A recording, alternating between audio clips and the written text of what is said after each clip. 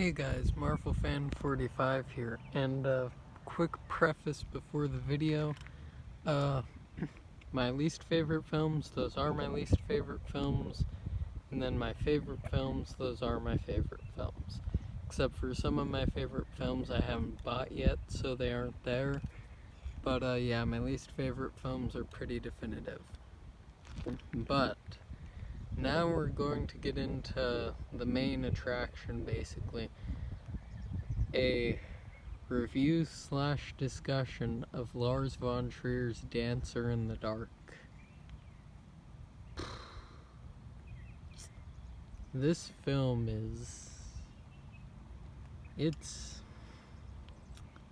well, figure I should preface this by saying this is considered one of the most depressing movies ever made. So, if you didn't know that, you do now.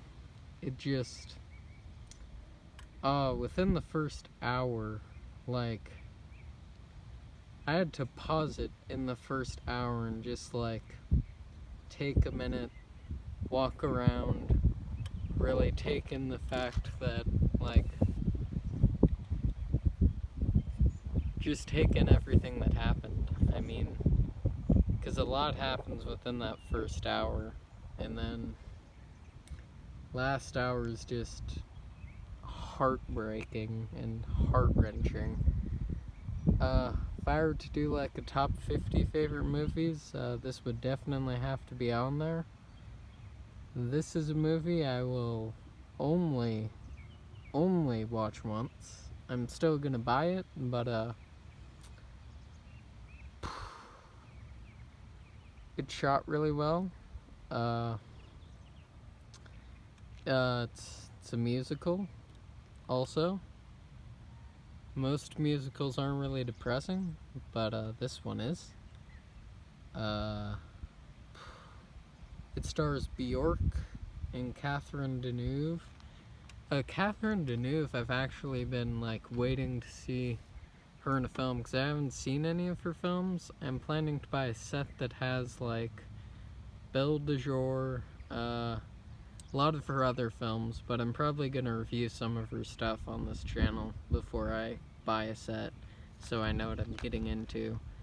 But she has been in some pretty famous movies, and in this one, her performance, especially near the end, with the scene where she's on the phone with Bjork, then the ending scene,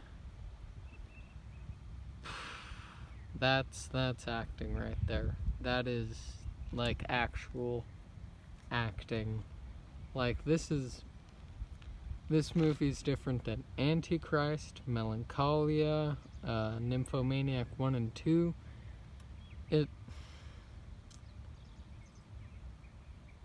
The songs are great. Everything about it's great. It's just like, it's so depressing, it's hard to talk about. Like, I will say, I legitimately did cry during this movie. Like, especially near the end. And then, I'll just get into the story.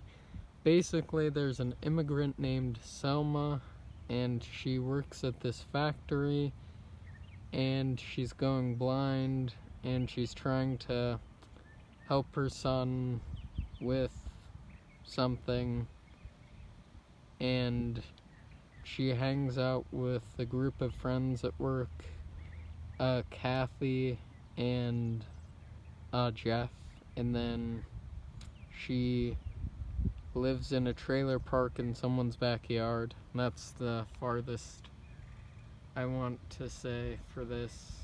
I wouldn't say I would recommend this movie to anyone, because if you're depressed, do not watch this. If you are depressed, do not watch this. It's heartbreaking, it's heart-wrenching. The choreography is also really good. Like, the courtroom scene, the choreography in there is great. Then the factory scene. But like, the interesting thing about the way this movie does a musical is like, the main character will be doing like a musical number, then they'll get snapped back into reality, which is like, that has some layers to it, because it sort of shows like how we want things to be like how they are in our head. Like, we want everything to go perfectly, but everything doesn't always go perfectly. And sometimes, because of like our thoughts, that messes us up. Script's amazing. The script is definitely amazing because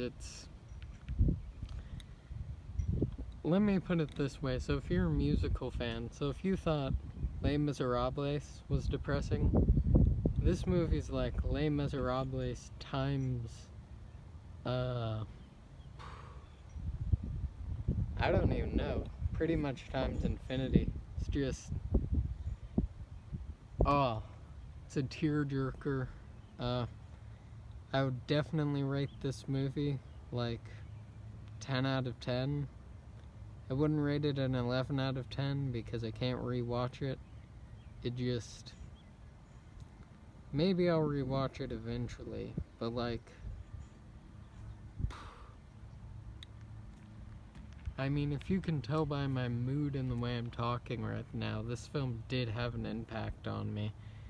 And had a good impact though, because it ends with a quote and it's like, you gotta love everyone while you're still alive and just live life to the fullest. And that's what I'm trying to do now. Like, this movie has inspired me to start like trying to spread love more and trying to do more good in the world, basically. So yeah, this movie's a heavy hitter. I may break a day or two before I review another Lars von Trier film, because this one I just gotta take a minute and let it settle in. But I'm obviously gonna buy all of his films. This study will be over his newer films, then I'm gonna be doing a study over his older films once I buy them, because his older films are a bit harder to find and I want to watch them in big screen. So like the Europe trilogy. I'm buying all of Von Trier's films, no question. Like, he's already knocked into my favorite films of all time. Like, one of his movies is my second favorite film of all time. Then another one of his movies is like my seventh. So yeah.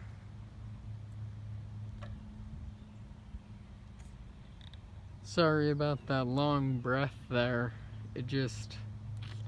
This film does take a toll. It'll take a lot out of you. I mean, that should give you an idea of how good the acting is. Like, Bjork singing and acting as Selma is amazing. Then Catherine Deneuve singing is also amazing. Once this Lars von Trier study's done, and after I bought most of his films, I'll probably have to do a happier study, like on the guy who made, I haven't seen either of these films, but I've heard of them, The Umbrellas of Cherbourg and The Young Girls of Rochefort.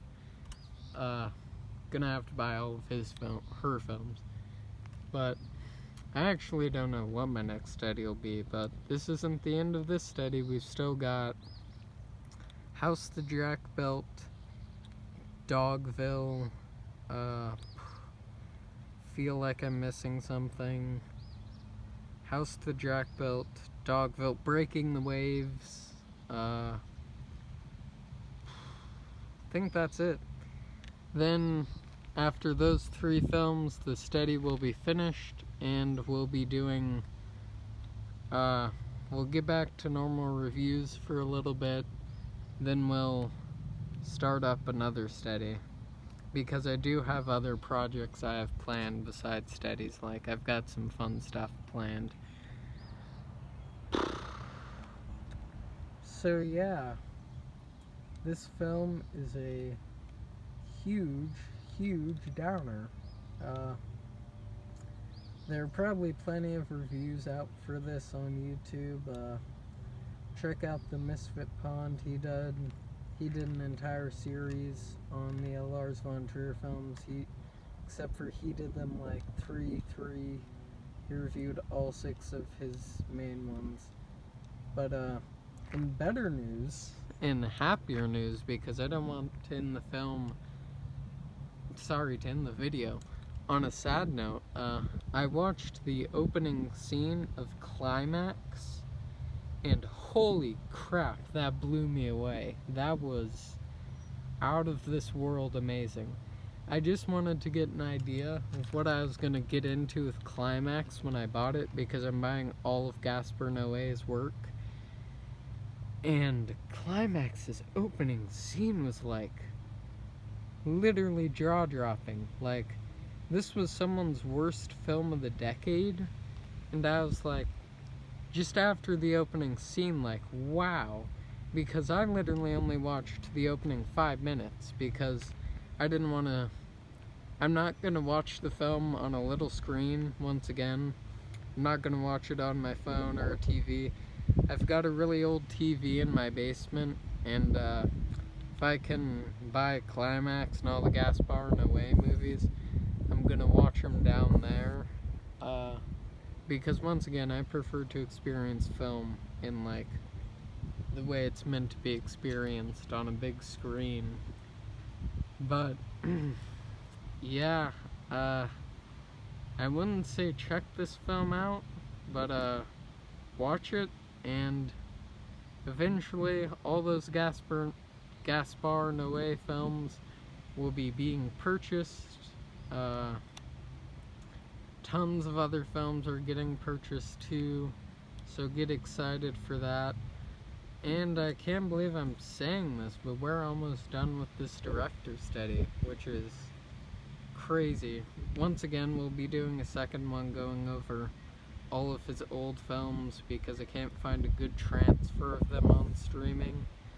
So I'm just gonna buy my DVDs of it, because I found a set that had 3 of them I needed, then another set that had the rest of his films, basically. Then I'm gonna be getting some director's cuts, obviously, especially Nymphomaniac 1 and 2. I started rewatching those films yesterday, which is weird because you wouldn't think you'd be able to rewatch those films, but I was hooked in again. Definitely my second favorite film of all time, Nymphomaniacs 1 and 2. Second favorite film of all time, easy. But Dancer in the Dark, definitely in my top 50. It's a masterpiece, but it's not up to Antichrist, Melancholia, or Nymphomaniac 1 and 2. But I didn't enjoy it, but they were good films. So yeah, stay safe, stay quarantined, and have a good day.